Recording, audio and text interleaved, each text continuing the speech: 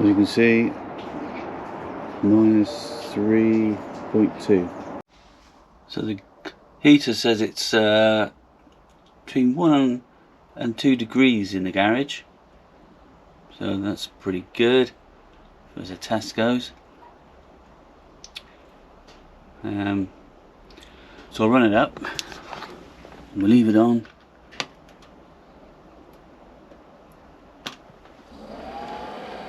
We'll turn it up the tops.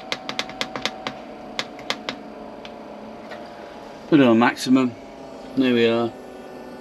We'll come back and see what it is. We'll give it an hour. Okay, it's been an hour. Just going to check outside. Still -2. -2. Let's go and look in the garage.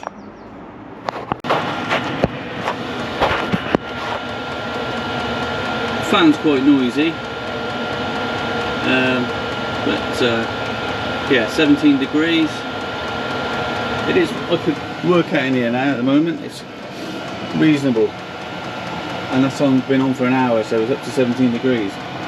So that's not bad, is it? I mean, that's 15 degrees in temperature. There's no insulation in this garage, nothing. So yeah, looking good.